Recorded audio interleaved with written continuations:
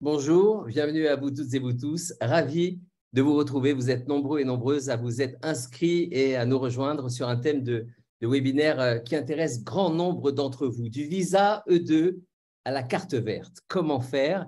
Je suis Francky Perez, Head of Business Development du bureau de la côte ouest des États-Unis de French Morning Media Group. Pour ceux qui ne nous connaîtraient pas encore, nous sommes le média en ligne leader sur la cible des francophones expatriés aux États-Unis également. Nous avons également des bureaux à Montréal et à Londres et vous êtes plus d'un demi-million de visiteurs uniques à nous consulter tous les mois. J'ai le plaisir et le privilège d'avoir pour invité Alexandra Mertz, CEO de LNF Investor Services. Bonjour Alexandra. Bonjour Francky. Merci de partager votre expertise avec nous aujourd'hui. J'aimerais, si vous me le permettez, vous présenter brièvement.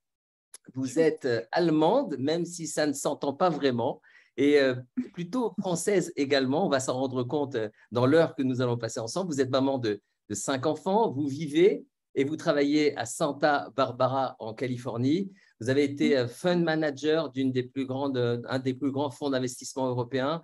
Ensuite, vous avez été senior VP, vice-présidente credit officer à Moody's.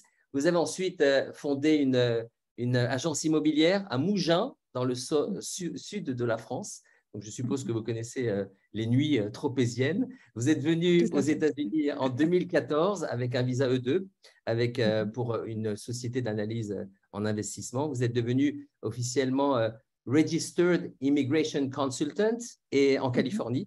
Et vous avez aidé des centaines de familles à pouvoir obtenir leur visa E2. Et maintenant, vous les aidez dans la transition vers cette fameuse green card, ce sésame pour vivre qui débouche sur la naturalisation américaine. Il y a tellement d'autres choses à dire sur vous, Alexandra. J'espère, tellement votre parcours est riche, j'espère avoir dévoilé l'essentiel. Parlez-nous, s'il vous plaît, de votre entreprise LNF Investor Services. Merci Francky. Oui, je pense que vous avez dit l'essentiel. Donc effectivement, mon visa E2 à l'époque, en 2014, était basé sur LNF Investor Services.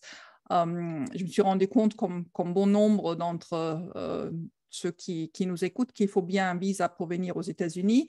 Et donc, le E2 était à l'époque une bonne solution. Bon, je suis allemande, donc de toute façon, j'aurai maintenant encore les 5 ans, mais à l'époque, tout le monde avait à peu près les 5 ans. Et je me suis posé la question quoi faire. Donc, je fais ce que pas beaucoup de monde font, c'est-à-dire j'ai créé une start-up à partir de zéro à Santa Barbara, LNF Investor Services. J'ai loué un bureau, j'ai fait tout ce qu'il fallait, j'ai embauché les premiers deux employés. Comme on fait tous, je suis passée à l'ambassade en mai 2014. La trouille dans les bottes, comme on dit, c'était vraiment quelque chose. Et je l'ai eu, ce E2 pour 5 ans. Et donc, je suis venue. Et au départ, l'analyse financière devrait surtout, parce que par mon parcours que vous avez bien décrit, devrait surtout se concentrer sur l'analyse des EB5. Les EB5 ressemblent beaucoup à ce que j'avais fait chez Moody's et dans l'agence de notation que j'avais créée ensuite, c'est-à-dire c'était des closed-end funds dans lesquels on mettait son argent et au bout de 7 plus d'années, on pouvait les faire dans les regional centers. Je parle de EB5 regional centers et je me suis dit, ça c'est drôle. C'était déjà une telle magouille quand j'analysais ça en Allemagne et là j'ai l'impression que je trouve la même magouille de EB5 et je ne me suis pas trompée. Donc, je suis venue en 2014 avec le visa en poche, avec le but d'analyser le EB5. Et très rapidement, j'ai réalisé que ce marché avait besoin de tout sauf de moi. Et du coup, je me suis vite rabattue à aider d'autres à faire des E2 parce que ça m'avait l'air beaucoup plus concret et honnête que laisser des gens investir dans des regional centers. C'est tout un sujet, les regional centers, ce n'est pas le sujet d'aujourd'hui, mais bon, toujours est-il, il y avait toujours dans l'arrière de ma tête qu'il fallait que je trouve une solution pour ma propre green card, mais aussi pour mes clients. Et donc, le miracle est arrivé en 2019, parce que 2019, en fait, plusieurs choses ont coïncidé. À la fois les Français qui étaient à l'époque, la majorité de mes clients aujourd'hui, c'est à peu près toujours entre 40 et 50%, avaient le E2 réduit à 25 mois. Et bien sûr, après, on était tous bloqués avec le Covid. J'avais eu ma propre carte verte en EBA, donc j'avais compris un peu plus les impacts de la carte verte, qu'est-ce que ça a changé dans ma vie. Et j'avais pas mal de clients récurrents, c'est-à-dire ceux qui avaient obtenu les E2 avec notre aide, qui commençaient à me dire, nos enfants vont avoir 21 ans, qu'est-ce que je fais avec le E2, etc. Donc, plusieurs choses se sont coïncidées. Et c'est là que j'ai contacté pas mal d'avocats pour Je vous chercher des interromps solutions. simplement pour une précision. Quand vous dites Ouais. les enfants arrivés à 21 ans, il faut préciser que quand on est une famille, la demande de visa, à partir du moment où les enfants dépassent 21 ans, ils sortent de la procédure familiale. Exactement. Dans le E2, il y a un cap à 21 ans actuellement pour des enfants E2. Déjà, le E2, il y a certains avantages. L'époux ou l'épouse du investisseur peut travailler, mais les enfants, par exemple, ne peuvent pas travailler, ils n'ont pas de Social Security number. Et en plus, il y a donc ce handicap qu'à 21 ans, ça se termine. Et donc, soit on switch dans des visas étudiants, soit il y a quelquefois des histoires absolument atroces où les enfants rentrent en Europe ou ailleurs où ils étaient avant. C'est toujours très triste, ces histoires. Et autre chose, à l'époque, ce visa E2 était octroyé pour 5 ans et les choses ont Exact. changé. Voilà, exactement. Donc ça, c'était cette histoire entre Trump et Macron. Petite sommaire, parce que tout le monde pense toujours c'était que Trump qui voulait absolument punir les Français. C'est pas du tout ça.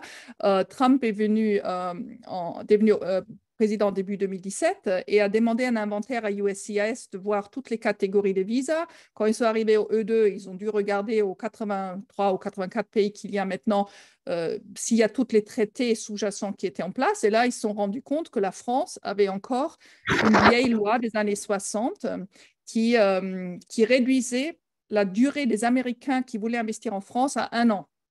Et donc, l'administration Trump a demandé à l'administration Macron de supprimer cette loi et d'adhérer à Schengen comme tous les autres pour avoir les 5 ans, et la France a refusé. Et donc, après, il y avait des négociations de bout de chandelle et ils sont arrivés finalement à 25 mois. Mais juste pour vraiment clarifier la chose, pas que je suis très pro-Trump ou contre Trump, c'est pas ça, mais l'initiative de ne pas octroyer plus était française. Et c'est pour ça aussi quand la présidence ici a changé pour l'administration Biden et on a entendu les gens dire « Ah, mais là, ça va se remettre à 5 ans ». Mais non, que dalle. Le problème est du côté français. La France ne veut pas laisser les Français partir pour de longues durées, c'est évident. Parfait. Donc, merci pour cette précision. Je sais également il y a 5 catégories de EB finalement. Donc, à un moment donné, vous vous êtes concentré, pour récapituler, dans les premières années de votre activité sur le visa E2. Et en 2019, finalement, vous avez identifié la solution à un problème existant. Exactement. Donc, on disait toujours les E2 n'ont pas de passerelle vers la green card, et ça, c'est toujours vrai. Et je dois dire d'ailleurs, moi, je ne suis pas avocate, mais je travaille avec les avocats pour ces choses-là. Moi, j'ai fait le côté business de ces dossiers. Et donc, le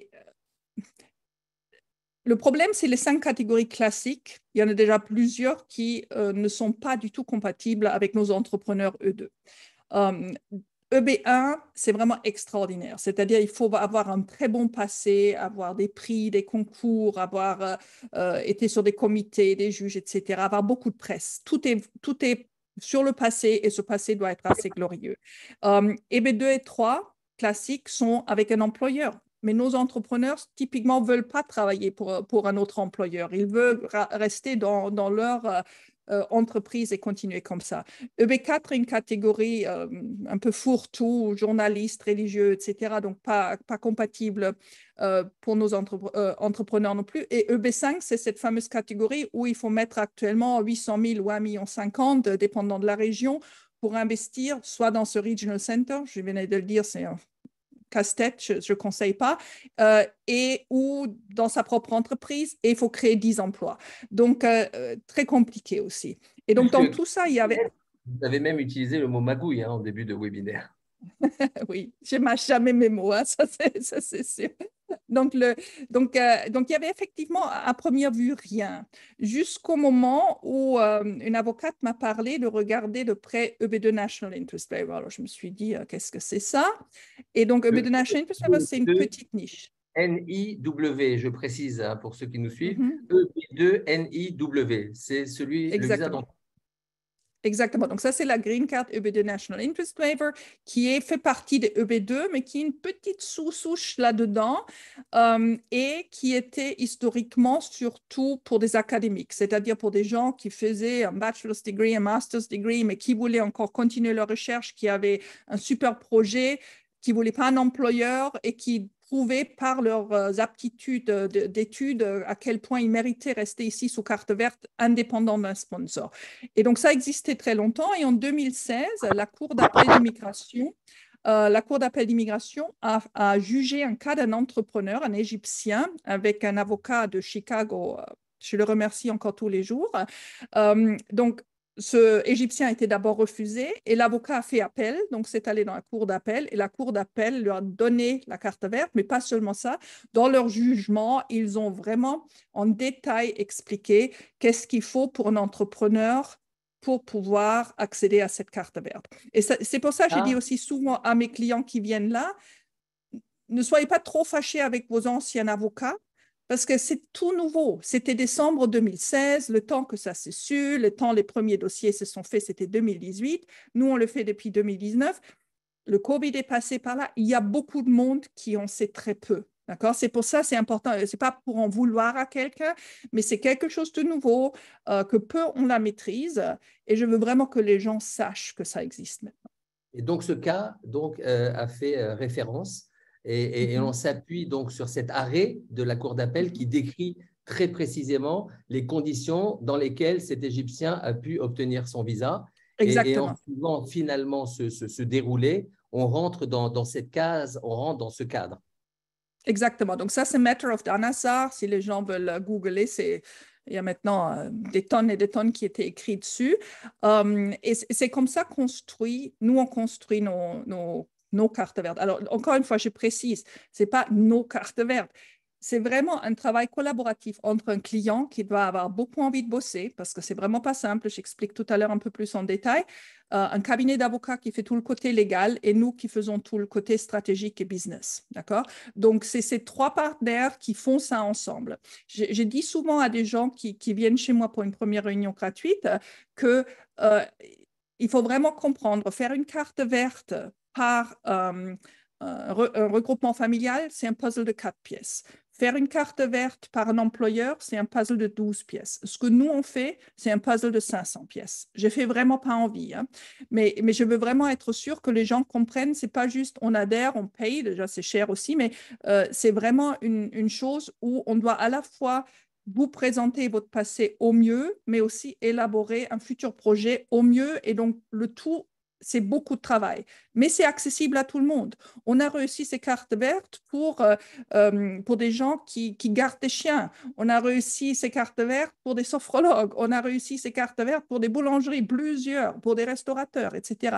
Donc, c'est tout à fait faisable, mais il faut avoir envie de beaucoup travailler. Alors, je vais relayer, parce que vous avez la possibilité toutes et tous de poser vos questions sur le chat et vous commencez à être nombreux et nombreuses à nous rejoindre. On a Romuald et Philippe qui simultanément ont posé quasiment la même question. Romuald nous demande le nom du visa dont nous parlons. C'est le EB2-NIW, EB2NIW. Et Philippe, lui, nous demande également le nom de l'Égyptien et pour aller rechercher… Alors, c'est Dhanasar, D-H-A-N-A-S-A-R, Dhanasar. Merci. Et je n'hésiterai pas à tout moment à vous interrompre, Alexandra, si nous avons des questions en cours de webinaire. Mais il faut m'interrompre, hein, je parle beaucoup, donc surtout, vous n'hésitez pas. Ça relève de l'exploit en général, mais on va y arriver. C'est ça, je suis un peu dure. Hein. Non, pas du tout, c'est très intéressant. Alors, je voulais qu'on poursuive et finalement, qu'on définisse très clairement dès le début, parce qu'on va pas, on parle souvent de l'American Dream. Vous avez très clairement précisé dès le début qu'on ne prend pas un LNF Services et on se dit, ça y est, ils vont faire le boulot pour nous. C'est vraiment une démarche extrêmement participative, demanding, on dirait en anglais, qui va demander vraiment un travail. Donc ça, il faut le savoir d'entrée de jeu. C'est également un effort financier parce qu'il y a un coût associés à ce travail. Et j'aimerais que vous nous en donniez dès le début, comme ça, une idée pour que les choses soient claires.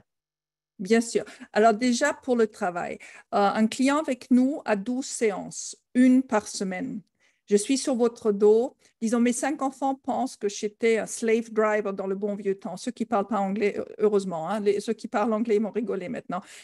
Disons, c'est peut-être mon côté allemand, c'est peut-être mon côté workhorse, comme on dit, mais il est vrai qu'on est sur votre dos. Et bon, ce n'est pas que moi, hein. Il y a Marie, notre analyste, qui fait au moins la moitié du travail, si pas plus. Donc, on est sur votre dos d'une semaine à l'autre. On vous donne des devoirs. Donc, 12 séances d'une heure. Mais ce n'est pas fini avec ça. Mais à ce moment-là, on est à un point où les avocats peuvent faire leur travail, où on a préparé les morceaux qu'il leur faut pour faire leur argumentaire légal et construire le dossier. Toute la procédure dure à peu près 5 mois pour être envoyé. D'accord? Ça, c'est un dossier normal. On a aussi une formule beaucoup plus courte pour des gens très pressés qui ont un enfant proche des 21 ans ou d'autres raisons d'être très pressés, beaucoup plus cher encore, donc je n'ose même pas dire. Mais à ce moment-là, on réduit normalement les 5 mois en 2 mois et demi, mais ça vient à un coût supplémentaire pour nous et pour les avocats. Donc voilà. Si on fait donc tout ce parcours en 5 mois, il faut payer USCIS, il faut payer nous, il faut payer les avocats. Il y a des petits frais de création d'entreprise, souvent, parce que souvent, on ne peut pas utiliser juste la coquille du E2. Tout ça ensemble, plus tous les frais USCIS qui arriveront peut-être un moment plus tard, pour une famille de 4, c'est à peu près 40 000 $. Et je comprends que ce n'est pas un petit budget, mais je vous assure, le boulot qui est derrière, le taux de succès qu'on a, le savoir qu'on apporte, ça vaut ça. Alors, est-ce que les 40 000 $ sont pour nous? Mais j'aimerais bien. Non. Notre partie, c'est 15 500. Les avocats, pareil. Disons, le cabinet avec lequel on travaille le plus. On arrivera peut-être tout à l'heure à la discussion avocat, quel avocat. Et après, les frais USCIS et accessoires pour l'entreprise. Donc, à peu près 40 000. Et Christophe nous demande à l'instant, si je comprends bien, ceci ne concerne que les entrepreneurs indépendants et non les employés détenteurs de visa E2. Alors, on est en train de faire aussi des visas E2 National Interest Waiver pour des E2 employés. Mais souvent, les E2 employés, en fait, peuvent se faire sponsoriser par leur employeur E2. Et comme j'expliquais avant, les complications de faire notre dossier, je n'ai pas trouvé d'autres métaphores, mais c'est un puzzle de 500 pièces. Alors, si vous pouvez vous faire sponsoriser par votre employeur, c'est un puzzle de 12 pièces. Ça, c'est à peu près l'échelle de magnitude comme c'est plus compliqué chez nous. Donc, je pense si on a la possibilité de faire un EB3 ou EB2 avec un employeur, ça dure actuellement à peu près le même temps. Et donc, du coup, disons, vous êtes bienvenue de venir chez moi, mais j'ai dit toujours à tout le monde, peut-être il y a une solution plus simple, moins chère, qui est à votre portée. Et surtout en employé, ça peut être la solution. Voilà, alors quels seraient les coûts pour un couple? Est-ce que là, on parle d'un dossier pour toute la famille ou alors c'est un coût par personne, nous demande Philippe. Non, non. Alors, 40 000, c'est pour une famille de 4. Pour une personne seule, c'est à peu près 36 000. D'accord? Les personnes supplémentaires ne sont pas ça qui mettent le poids sur le prix. Mais comme souvent, j'ai en fait des clients qui sont en famille avec 2 enfants, c'est un peu le prix que je sorte habituellement. Mais l'époux ou l'épouse et les enfants ne rajoutent peu. Mais à 40 000, on a couvert toute la famille. Parfait. J'ai d'autres questions qui sont un peu plus précises. Alors, je voudrais dire aux personnes qui assistent à ce webinaire qu'ils ont la possibilité de vous contacter. On fera apparaître un QR code tout au long de ce webinaire à différents moments pour leur permettre d'avoir une consultation avec vous, de poser des questions plus précises. Alors, je vais peut-être l'afficher là. Je vais juste vous prévenir actuellement, il y a des semaines et des semaines d'attente. Donc, si vraiment vous êtes intéressé, prenez un rendez-vous. Mais sachant que j'ai jeté un coup d'œil sur le planning d'Alexandra et je crois qu'il y a très peu de disponibilité avant les 6 prochaines semaines. C'est exactement ça. Je vais en profiter comme ça pour vous poser une ou deux questions, même si on ne rentre pas dans des cas particuliers, mais ça va peut-être renseigner d'autres. Jessica nous demande, la green card sponsorisée par l'employeur suppose-t-elle qu'on est lié à l'employeur pendant toute la durée de procédure? Alors, non. En fait, on obtient la carte verte par l'employeur. Encore une fois, ce n'est pas mon sujet, je ne suis pas lawyer, mais bon, cette partie-là, je sais, donc je me permets de le dire. On obtient la carte verte pour qu'au moment où on a la carte verte en main, on travaille à ce moment-là pour cet employeur. D'accord? Donc, on peut tout à fait obtenir une carte verte pour quelqu'un qui n'est pas votre employeur maintenant ou qui est même vous êtes en France et l'employeur est ici. Donc, quand vous avez la carte verte en main, vous arrivez aux États-Unis ou vous êtes déjà aux États-Unis, c'est là que vous devez travailler pour cet employeur et on dit habituellement au moins 1 an. Parfait. Ce que je vous propose, Alexandra, c'est pour qu'on puisse poursuivre avec le flux de votre présentation, de garder les 10 dernières minutes de l'heure que l'on passe ensemble pour vous poser comme ça les différentes questions peut-être un peu plus personnelles des personnes qui me les envoient au fur et à mesure, de manière à ce qu'on puisse, parce qu'il y a beaucoup de choses à dire, c'est extrêmement riche. La procédure dont vous parlez, elle nécessite, et on va s'en rendre compte au fil de votre présentation, une réelle expertise en business. Oui, c'est ça. Alors, qu'on soit très clair, ce EBD National Interest Waiver, il peut aussi s'appliquer à d'autres cas que des entrepreneurs. Moi, je me suis spécialisée avec notre cabinet à le faire pour les entrepreneurs ou pour des gens qui ont au moins un projet entrepreneurial. Ils n'ont pas forcément besoin d'être déjà entrepreneurs au moment où on démarre, mais leur futur projet peut être entrepreneurial. Maintenant, il y a des gens qui sont plus artistes ou il y a des gens qui ont d'autres vocations. Le EBD National Interest Waiver peut tout à fait être pour vous aussi, mais à ce moment-là, ce n'est pas nous que vous avez besoin, mais vous avez besoin de trouver le bon avocat pour votre niche d'activité. D'accord? Donc, il faut juste comprendre ça. Oui, ce que j'aimerais faire, si le moment est venu, j'aimerais un peu expliquer techniquement qu'est-ce qu'il faut pour faire ce EBD National Interest Waiver, parce que ça a l'air insurmontable quand on l'entend comme ça, mais ça ne l'est pas. On a maintenant fait proche de 150 dossiers, d'accord, depuis 2019. C'est incroyable. Alors, pour l'instant, 0 refus. Ça, c'est facile à dire parce que pas tous ont été traités, d'accord? Donc, je suis toujours en train de me modérer moi-même. Mais on a à peu près… Quel est le laps de temps? En général, vous avez dit à peu près 5 Alors, mois? actuellement, mais le Covid a un peu détérioré ça, mais actuellement, c'est plutôt 8 à 10 mois pour avoir la réponse. Et actuellement, on a en 4 semaines derrière la carte verte parce qu'ils ont tellement de cartes vertes libres avant le 30 septembre que ça sort là comme des petits pains. Mais en règle générale, on devrait compter entre 12 et 15 mois, d'accord? Et il faut savoir qu'actuellement, le premium processing va devenir disponible pour ces cas-là. Dans ce moment-là, ça peut le réduire à 6 mois, toute la procédure, plus bien sûr les 5 mois de préparation. Donc en une année, on peut tout à fait y être. Et ça, c'est vraiment, là, c'est une alternative qui vaut la peine d'être regardée, surtout pour des gens qui ont que des visas de 25 mois, des E2. Faire une procédure d'1 an, ça peut tout à fait se caler dans entre 2 renouvellements. Alors, donc, si vous permettez, si vous n'avez pas de questions, je vais passer sur comment on construit la chose. Alors, excusez-moi. Donc, les 2 parties du EB National Interest Waiver. Donc, tout à l'heure, je disais le EB1, donc Extraordinary Ability, pas cette green card-là, mais l'autre, elle regarde que le passé. Le EBD National Interest Waiver, on a besoin d'être un peu moins brillante sur le passé, brillant quand même, mais tous mes clients sont brillants, mais on ajoute en deuxième partie un business futur, un projet prospectif, d'accord? Donc là, les 2 parties sont le passé et le futur. Pour le passé, il faut qu'on prouve des qualifications pour que vous qualifiez pour la carte verte. Et ça peut être 3 choses.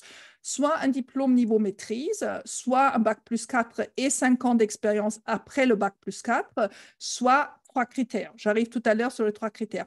La plupart de nos dossiers sont sur les 3 critères. Donc, si là, vous êtes là en vous disant « je n'ai pas les études », non, croyez-nous, la plupart des dossiers qu'on fait, c'est sur ces 3 critères. Ça s'appelle Exceptional Entrepreneur. J'arrive tout à l'heure dans les détails.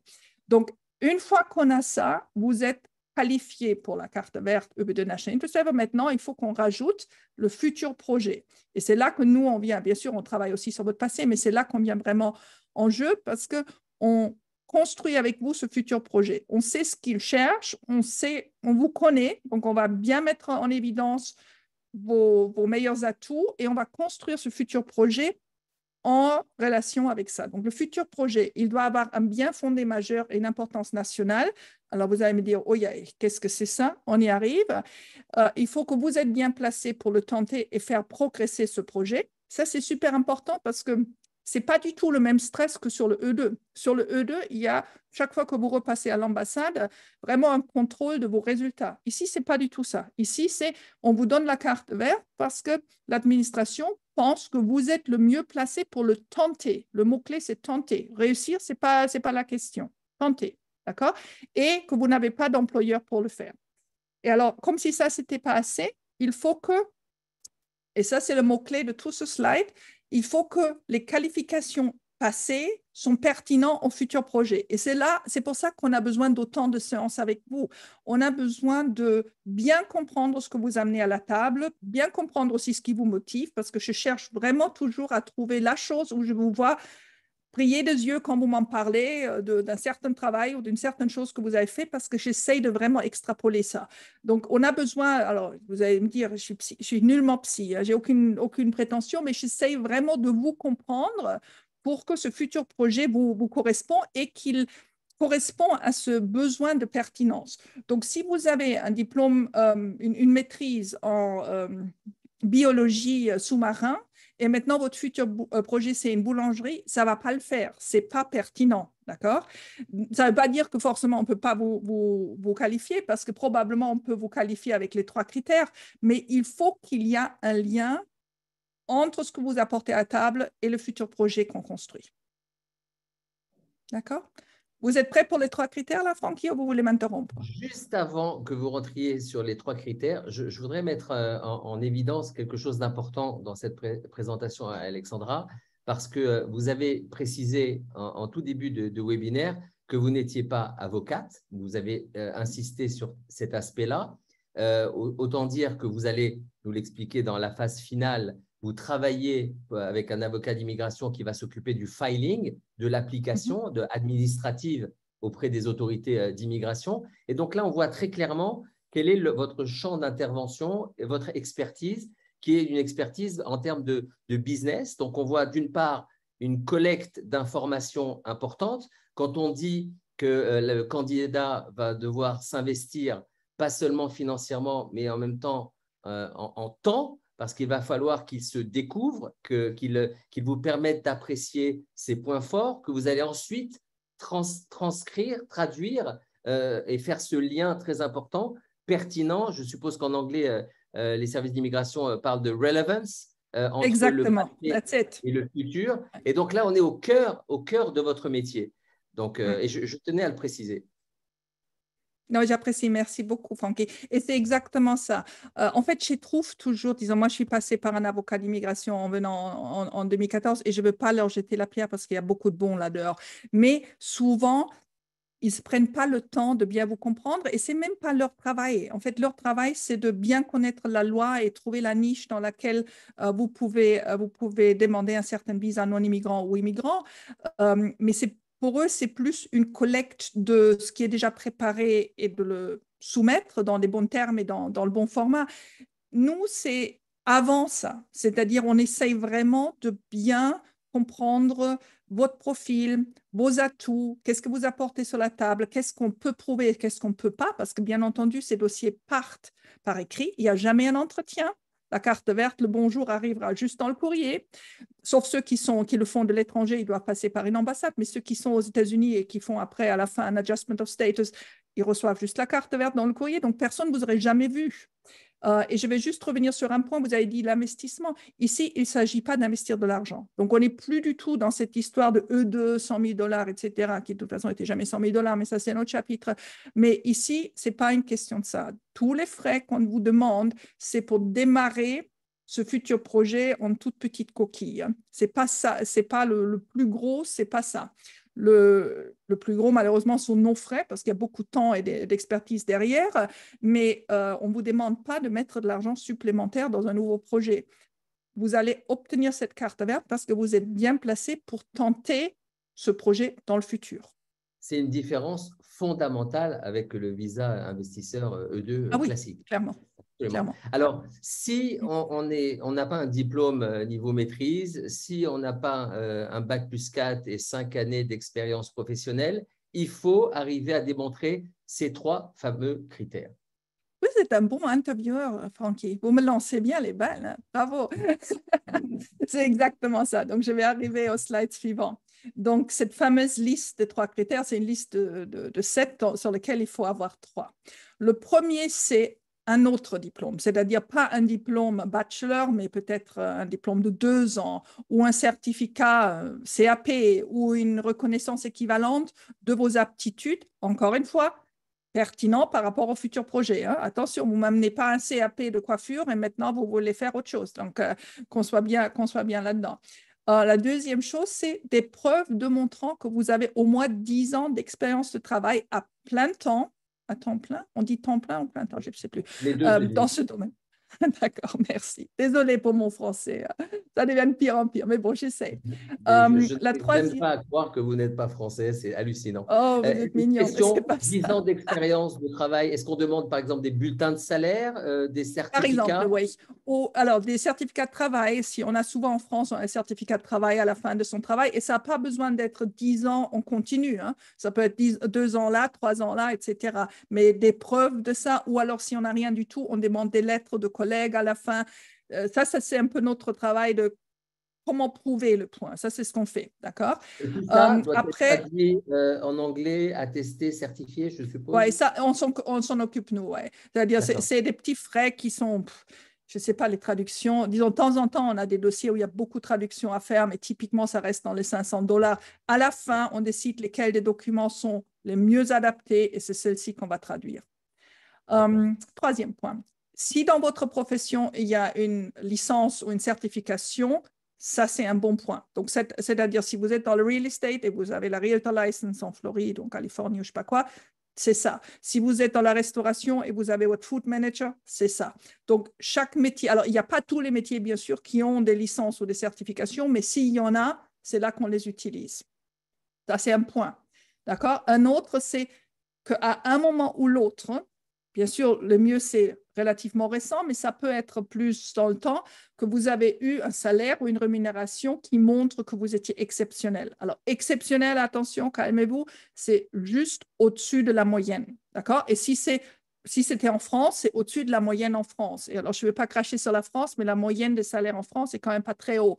Donc, d'être au-dessus de la moyenne, c'est souvent pas si compliqué que ça. D'accord? On Ou si parle vous d'un êtes... salaire régulier, ça peut être une prime pour un caractère Alors, exceptionnel. il y a 2 moyens de le... Enfin, il y a plusieurs moyens de le faire, mais ce critère-là, typiquement, on le fait soit avec un bulletin de salaire de décembre, où on voit donc le brut annuel dedans, soit si c'était à une période où les gens avaient des primes, alors on veut les 3 mois autour de la prime. Admettons, la prime était en avril, alors on veut mars, avril, mai, pour montrer un peu à quel point ce mois-là était exceptionnel. Souvent, si c'était des primes, on a des lettres de félicitations de sa hiérarchie qui expliquent pourquoi on a eu la prime, etc. Donc ça nous aide. Mais ça peut être aussi des gens qui étaient déjà entrepreneurs, qui ont juste très bien gagné leur vie. Alors, pour les entrepreneurs, c'est en fait très simple. Je vais vous dire, là, j'ai quelqu'un en Floride qui fait le nettoyage de bateaux. Il y a une entreprise super innovante sur en anglais, nettoyage de bateaux. Alors, le salaire moyen en Floride, pour ça, c'est 31 000 $ par an. Alors, bien entendu, qu'il gagne beaucoup plus que 31 000. Donc, ce critère, on l'a. D'accord? Donc, c'est un peu, on cherche à optimiser ce critère. C'est ça que j'essaye de dire. Et c'est un critère que vraiment, on arrive très souvent à obtenir, même si des gens au départ ne pensent pas du tout que c'est ça. Cinquième, preuve de l'appartenance à des associations professionnelles dans le domaine. Ça, c'est le point le plus simple. Si vous ne l'êtes pas encore, au moment où vous souscrivez chez nous, on va vous dire lesquels faire, chambre de commerce, association professionnelle, etc. Vous souscrivez, vous avez ce point. Donc, vous imaginez, on n'est qu'au 5e. La plupart des gens qui nous écoutent là vont dire ah, ça j'ai, ça j'ai, ça j'ai, ça j'ai. Il faut 3. On est bien d'accord, il en faut Donc 3. ça, voilà. Donc là, on est au 5e. Le 6e, preuve de reconnaissance par des pairs, des professionnels, des organisations professionnelles, etc.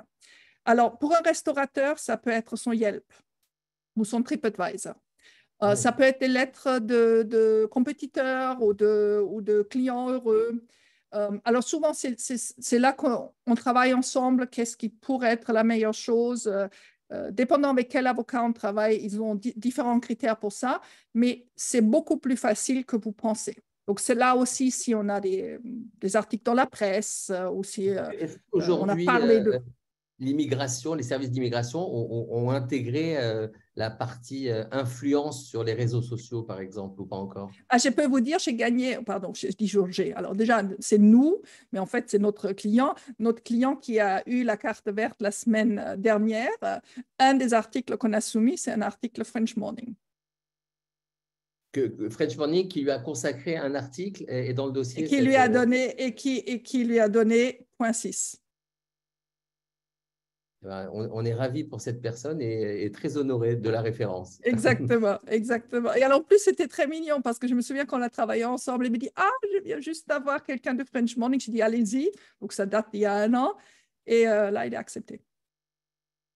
Magnifique. Là, on est à 6. Il y en a Alors, combien en tout, en fait? Alors, il y en a un dernier qui dit toute preuve similaire et on utilise ça, bien sûr, parce que ça veut dire qu'on a un peu un champ un peu plus libre. Mais réellement, je peux vous dire, dans les 6, j'ai encore eu aucun client qu'on n'a pas pu caser dans ces critères-là. Je n'ai pas bien compris le 7e. Ça a l'air d'être un peu un fourre-tout. C'est un fourre-tout. C'est un fourre-tout Ouais. et on préfère en fait être plus précis sur les premiers 6 qu'utiliser le 7e. Parce que comme dans les premiers 6, ce fameux juge d'appel, de cour d'appel d'Anassar a été vraiment précis. Ce qu'il voulait pour ces 6, bah, du coup, ça nous donne vraiment un guide parfait pour être sûr qu'on n'a pas trop de questions de l'administration. Et en règle générale, vous soumettez plus que 3 critères Oui, si on a les 6, on soumet les 6, bien sûr, mais bon, on a fait des dossiers avec 3 et on les a réussis. D'accord, parfait.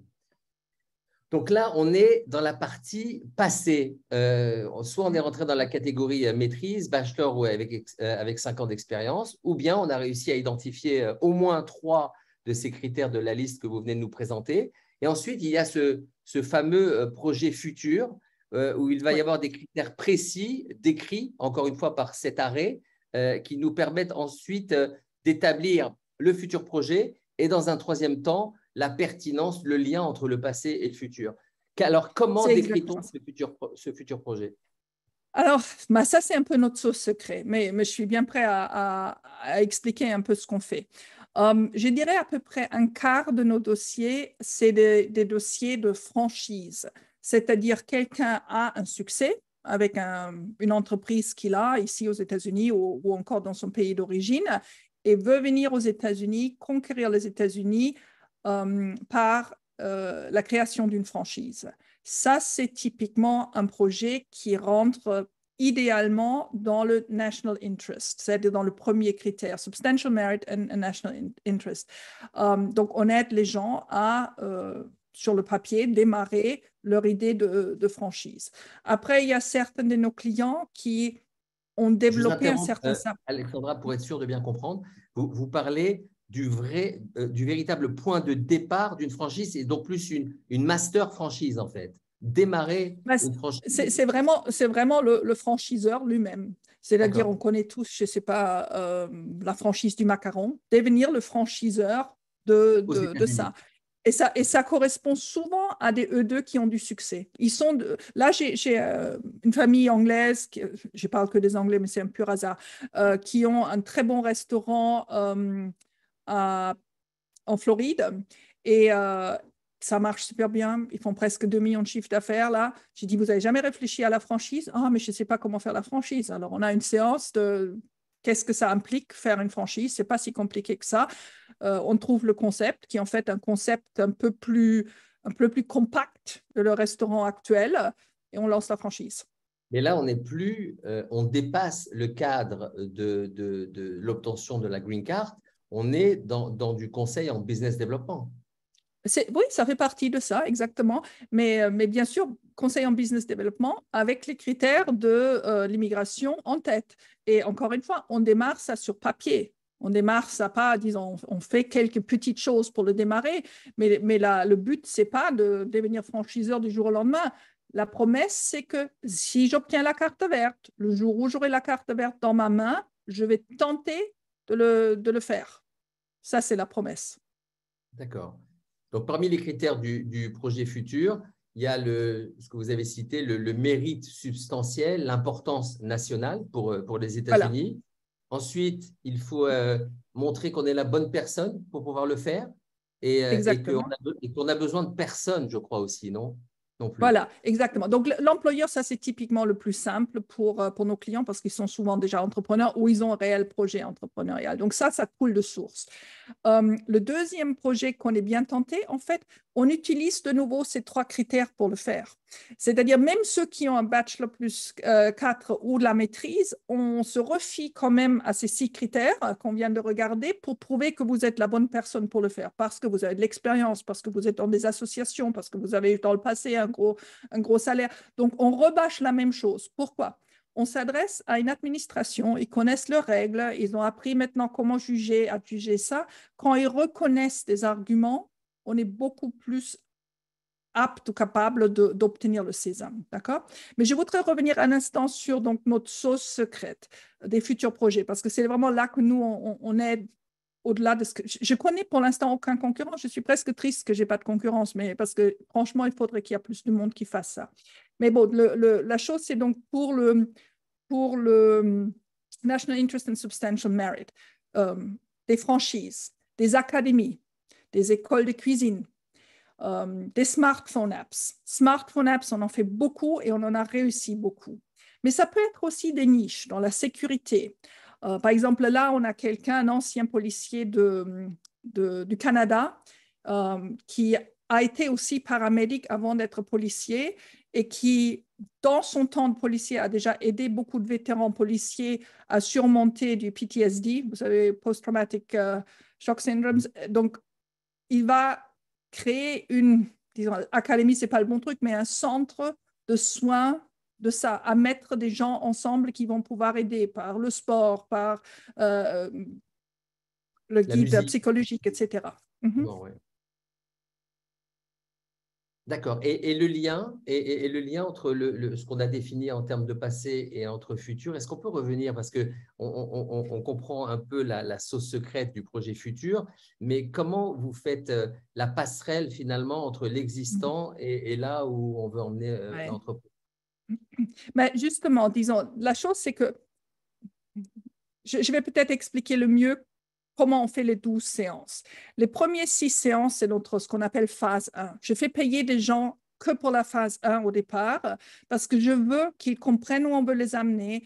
Et si toutefois ça ne leur convient pas, qu'ils n'ont pas dépensé beaucoup plus. Donc, l'argent pour les avocats, pour USCIS, et la grande partie de nos frais arrive après la 6e séance. Les premiers 6 séances, c'est $5 500 où on met tout sur la table, on parle de ce futur projet, c'est-à-dire je donne tout, mais je veux laisser au client la possibilité de se lever de table et partir sans avoir eu trop de frais au bout de 6 semaines. D'accord? Et d'ailleurs, je vais vous dire, j'ai de temps en temps des gens, très rarement, mais au bout de 2-3 séances, on voit tous que ça ne va pas le faire, ça m'est arrivé 2-3 fois, et qu'on décide, et à ce moment-là, je rembourse la moitié qui n'est pas utilisée. J'ai assez de clients et c'est vraiment un gros succès pour notre société. Donc, je ne veux pas que des gens soient malheureux à être bloqués là ayant payé des sommes phénoménales. Donc, ça, ce n'est pas la chose. Mais le pertinent vient du… Alexandra, juste à un moment, parce que je voudrais quand même que les personnes qui nous suivent comprennent une chose très importante que vous n'allez pas dire vous, mais que je vais dire moi à votre place. C'est que quelque part, vous n'avez pas besoin de nouveaux clients, sachant que vous êtes une des rares entreprises à proposer ce service, qu'il y a pratiquement 6 semaines d'attente pour obtenir un rendez-vous. Donc, vous n'êtes pas particulièrement demandeuse d'un nouveau flux de clients. Quand on a parlé ensemble, j'ai eu très spontanément et très naturellement le sentiment, mais réel, sincère, d'une volonté de partage. C'est comme si on a une recette qui fonctionne, qui marche, et on se dit, bah, cette recette, on a envie de la partager avec le plus grand nombre. J'ai vraiment ressenti cette sincérité dans votre démarche, et donc je ne suis pas surpris quand vous me dites et je rembourse s'il reste des séances, parce que si ça ne le fait pas, ça ne le fait pas. Il n'y a pas cette démarche purement commerciale de votre part, et je sais que vous n'allez pas le dire, donc je me permets d'intervenir pour le dire à votre place. C'est gentil, Franck. Et c'est vrai. Hein. Disons, la chose, c'est que j'ai souffert d'être sous E2 et j'ai vu des histoires atroces. Pendant le Covid, j'ai vu des histoires où le E2 investisseur est décédé du Covid et la famille a dû partir sous 30 jours. Je vous assure, ça vous prend par les tripes, des histoires pareilles. Et le E2, je vais le dire, est un visa de merde, pardon. excusez-moi, il faut peut-être blipper, mais bon, je le crois sincèrement. Trop tard, Ça nous permet, voilà, ça nous permet de venir vite. Ça nous permet de venir avec des règles relativement simples. Quand l'ambassade est de bonne humeur, ce qui n'est pas toujours le cas, mais quand l'ambassade est de bonne humeur, c'est relativement simple, d'accord? Mais en Mais arrivant, tous ceux elle qui galère. vivent aux États-Unis depuis de nombreuses années ont dans leur entourage des familles sous visa E2 qui approchent de la date d'expiration, qui sont dans une angoisse folle de ne pas savoir quels seront les lendemains. Les enfants sont scolarisés, ils ont commencé une vie ici aux États-Unis, ils ne savent pas s'ils vont pouvoir rester, partir ou pas. Donc, c'est vrai qu'il y a une angoisse liée à cette date d'expiration du E2, c'est ce côté imprévisible qui est extrêmement, extrêmement douloureux. Ouais. C'est exactement ça. C'est une épée de Damoclès. J'ai beaucoup de clients comme ça qui, de temps en temps, jettent le torchon et disent juste, je veux rentrer, j'en ai marre, j'en peux plus. Et c'est dommage. Et je veux vous assurer, disons, vous me connaissez maintenant depuis 3/4 d'heure, mais le jour où j'ai reçu ma propre carte verte, qui était en juin 2019, donc tout ça coïncidait au même moment. C'est vraiment un truc de dingue de temps en temps, comme tout arrive au même moment. Je l'ai reçu ensemble avec les cartes vertes des 3 de mes 5 enfants. Les deux autres étaient trop âgés. J'ai pleuré une demi-journée. Et pourtant, je ne suis pas de nature à être facilement prête. Mais le fait de pouvoir tout d'un coup lâcher et de dire, voilà, c'est bon, tu es là, tu l'as mérité sans quoi que ce soit, c'est incroyable. Et un deuxième moment que j'avais, j'ai dû être dans une phase un peu pleurnicheuse. Quelques semaines plus tard, je suis allée à ma boîte à lettres et là est arrivé mon driver's license pour 5 ans. Parce qu'avant, bien entendu, toutes les E2 vont savoir la galère que c'est de renouveler constamment son driver's license. Donc, en plein UPS Letter Shop, Mailbox Shop, je me suis mis à pleurer. Les gens ont pensé quelle folle c'était. Mais je vous assure, ces traumatismes du E2, on les a tous dans les os. C'est vraiment un truc. Donc, je veux aider et pas, si les gens n'ont pas les fonds de venir chez moi, mais au moins qu'ils regardent mes webinars parce que j'explique vraiment comment faire. Maintenant, c'est clair qu'avec notre aide, ça va aller plus vite et ça va être plus professionnel, mais je veux vraiment que des gens sachent qu'il y a une passerelle, pas une passerelle automatique, une passerelle qui nécessite beaucoup de travail et qui nécessite malheureusement aussi pas mal de fonds, mais elle existe depuis peu et il faut le faire. Mais je reviens sur un point quand même capital parce que ça nécessite un investissement en temps, en volonté important, mais le fait de vouloir vivre outre-Atlantique et s'installer aux États-Unis, ça relève naturellement du challenge, donc ça fait partie, entre guillemets, du package. Il n'y a pas de grande surprise au fait qu'il va falloir faire cet investissement en temps, en énergie, en volonté. Par contre, l'investissement financier, en comparant par rapport à un visa classique E2, en règle générale, il faut mettre 100 ou 150 000 $ sur un compte en banque pour faire un visa E2, si ce n'est pas plus. Et on va vérifier votre business plan à l'ambassade. Financièrement, la sortie, finalement, est plus importante que dans Bien le sûr. cas… Bien sûr, mais bon, il faut savoir, normalement, quand vous investissez pour le E2, vous achetez une entreprise qui fonctionne la plupart du temps. Donc, vous avez quelque chose en face. Là, les 40 000 $, c'est de l'administratif, c'est avocat, conseil en business, etc. Donc, disons, à la fin, vous avez, espérons-le, la carte verte en main et un bon projet, parce que c'est ça qu'on essaye de vraiment faire. On essaye de trouver un projet que des gens peuvent faire et qui ne va pas leur coûter des millions. On ne demande pas du tout des futurs projets qui nécessitent beaucoup de trucs, mais il est clair qu'au départ, c'est un avancement d'argent qui peut être conséquent, quoi, qui a aujourd'hui facilement 40 000 $ à dépenser. Alors, le temps passe très vite. On est déjà quasiment à une 50aine de minutes. Il nous reste une dizaine de minutes. On a beaucoup de questions qui se sont accumulées. Je voulais juste avant qu'on prenne les questions, qu'on parle du timing de la procédure en termes de temps entre la préparation du dossier jusqu'au filing et à quel moment l'avocat d'immigration avec lequel vous travaillez intervient et prend le relais. Exactement. Alors, donc, il y a en fait, je dirais 3 phases, un total de 5 mois. Les premiers 6 séances, 6 semaines sont avec nous. La 6e séance, c'est avec l'avocat. On lui présente le projet, il donne son avis, combien il pense que ça va être accepté, qu'est-ce qu'il faut éventuellement encore améliorer. Et donc là, le client décide s'il veut continuer en phase 2. Et donc là, les gros frais arrivent. Première phase, 5 500 $. Deuxième phase, c'est en parallèle, nous et les avocats. Donc, ça dure de nouveau à peu près 6 semaines en parallèle. Et les dernières 6 semaines, c'est plus ou moins avec l'avocat. Mais attention, on ne vous lâche pas tout seul avec l'avocat, on est tout le temps là pour coordonner. Donc, le tout, c'est à peu près 5 mois pour envoyer le dossier. Ensuite, une fois qu'il est envoyé, actuellement 8 à 10 mois pour avoir une réponse, mais ça va se réduire à 2 mois si on souhaite faire premium processing bientôt, et ensuite entre 1 et 3 mois pour recevoir la carte verte.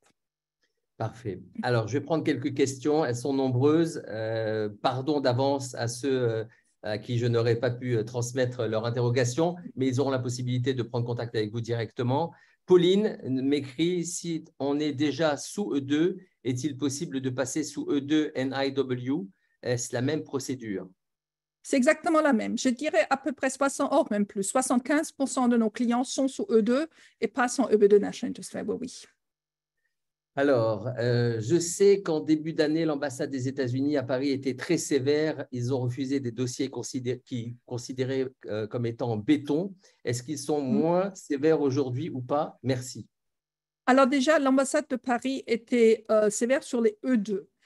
Moi, j'en sais rien sur le E2 parce qu'actuellement, je refuse des clients E2 justement pour cette raison-là. Je trouve les ambassades exécrables. Ils ont visiblement ordre de Washington de faire aussi peu de visas non immigrants. Et donc, du coup, je fais quasiment plus de E2 et certainement pas à Paris.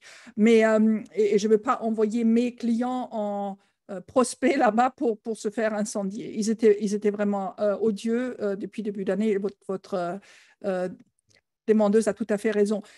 Mais il faut savoir, la plupart de nos clients sont sous E2, donc eux ne vont jamais passer à l'ambassade. Ils vont faire ce qu'on appelle l'adjustment of status et la carte verte va juste arriver à la maison. Ils n'ont pas d'entretien.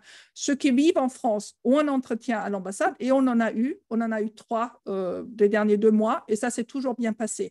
Autant que l'ambassade est très, très sévère sur des visas non immigrants, E2, L, H1B, B, autant que sur les cartes vertes, ils sont comme d'habitude. Et les passerelles existent, c'est Philippe qui nous pose la question. Il y a des possibilités de passerelles à partir d'autres visas que le visa E2? Ah oui, bien sûr, bien sûr. On en a eu des clients qui étaient en L. En fait, ce n'est pas une question d'où on vient. C'est est-ce qu'on apporte le passé et est-ce qu'on a envie de faire le futur projet qui sont importants. Alors, Philippe nous écrit, je suis d'accord que le E2 est un visa de BIP. Je suis encore sous J1, mais je ne trouve pas d'autre solution que le E2 pour que mon conjoint puisse continuer à travailler ici. Est-ce que le EB1 ou le EB2 permet au conjoint de travailler aussi pendant la procédure? Bien sûr. Alors, pendant la procédure, à un certain moment, alors si vous êtes aux États-Unis, on demande dès le départ on peut demander dès le départ ce qu'on appelle adjustment of status. Et donc là, on reçoit des cartes rouges d'emploi pour toute la famille, d'ailleurs, y compris les enfants, et les enfants reçoivent à ce moment-là leur Social Security number. Sabrina nous demande, bonjour, être franchisé peut-il être considéré comme éligible? Alors, je ne sais pas si elle fait la distinction. C'est une bonne question. Non, Voilà. non. C'est une très bonne question. Alors, les franchisés sont mes plus compliqués clients parce que être franchisé, vous n'avez pas eu votre idée à vous, d'accord? Donc, vous avez plusieurs contraintes. Vous avez signé un franchise agreement sur 5 ou 10 ans où vous promettez de ne pas faire la concurrence à votre franchiseur. Pour faire la carte verte, il faut faire un futur projet. Peut-être ce futur projet n'a rien à voir avec la franchise ou peut-être vous voulez lancer votre propre franchise.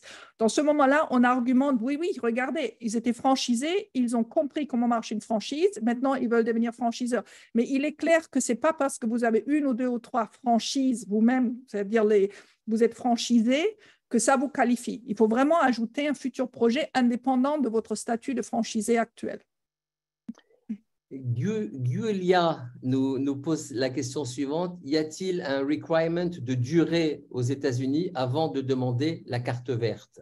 Bonne question aussi. Alors, je préfère que vous avez… Donc, si vous êtes aux États-Unis, je préfère que vous avez montré que vous avez un certain succès. Maintenant, je peux vous rassurer, on en a fait. Ils étaient arrivés depuis 2-3 mois. À ce moment-là, bien entendu, on fait plus ou moins une parenthèse sur l'expérience américaine parce qu'elle est trop jeune et on base plus sur votre expérience en Europe. Et ça peut être un truc que j'aime beaucoup montrer, c'est le projet d'une Française qui est sophrologue en France, d'accord? Et donc, sophrologie, ça n'existe pas ici. Alors, qu'est-ce qu'on a inventé? Inventé, c'est pas le bon mot. Qu'est-ce qu'on a construit? C'est un bureau, donc une académie de sophrologie où elle enseigne la sophrologie, mais sous un aspect bien particulier que les Américains comprennent, c'est utiliser la sophrologie pour apprendre des langues. Et donc, on a construit tout un coaching model là-dessus, etc. Et c'est passé, elle a eu la carte verte. Deux dernières questions. Étienne, qui nous pose une question importante. Pendant la procédure, les candidats peuvent-ils sortir du territoire US? Ça dépend quelle procédure ils choisissent. S'ils choisissent consular processing, c'est-à-dire que tout à la fin, ils vont au consulat à Paris ou dans leur pays d'origine pour le chercher, oui, à ce moment-là, ils peuvent voyager tout ce temps. S'ils choisissent adjustment of status, il y a une période où ils sont bloqués sur le territoire et on peut faire une version mixte où ils sont bloqués à la fin un peu. Ça, c'est un peu le meilleur des deux mondes. J'explique tout ça dans le premier appel gratuit que j'offre parce que pour certains gens, c'est très important de pouvoir voyager. Si vous avez besoin de toujours voyager, oui, c'est possible. Alors, c'est une question qui est importante. Est-ce que si cette tentative de projet ne se fait pas au final, est-ce que la carte verte est révoquée? Est-ce qu'il y a une obligation de résultat finalement du projet? Alors, déjà, il n'y a pas d'obligation de résultat. Vous avez bien vu, le mot, c'est tenter. Tenter veut dire que, comme tout à l'heure qu'on parlait d'un employeur, pendant un an, on tente de le faire. Alors, les avocats avec lesquels on travaille expliquent ça très bien aux clients parce que ça, c'est une question que je veux toujours qu'ils posent aux avocats dans la 6e séance. Et donc, les avocats leur répondent que il faut que vous gardez cette nouvelle société ouverte, il faut que vous prouvez que vous faites pendant un an plusieurs démarches pour tenter de le réussir, mais il n'y a aucune obligation de réussite. De toute façon, sous carte verte, on ne vous contrôle pas. Mais au moment où vous allez demander la nationalité américaine, la question peut être posée. Vous avez obtenu votre EB de National Interest Waiver pour lancer une académie de ci ou pour faire une franchise de ça. Qu'est-ce qui s'est passé la première année? Et là, il vaut mieux avoir quelques preuves qu'on a tenté. Tenté, je dis, pas réussi. Donc, that's it. Et quel est le temps, une fois qu'on a le visa et la naturalisation? Alors, donc, la carte verte qu'on obtient, c'est une carte verte définitive de 10 ans qu'on peut renouveler autant de fois qu'on veut. Mais au bout de 5 ans, on peut demander la nationalité. Merci Alexandra. Il y a encore beaucoup de questions. Je m'excuse auprès de celles et ceux qui n'ont pas eu la possibilité d'entendre leurs réponses directement, mais vous venez de le dire. La possibilité vous est offerte par Alexandra et toute son équipe de pouvoir bénéficier d'une séance gratuite. Les délais sont longs pour caler un rendez-vous dans l'agenda de Premier ministre d'Alexandra. Aussi, je vous invite à le faire le plus rapidement possible.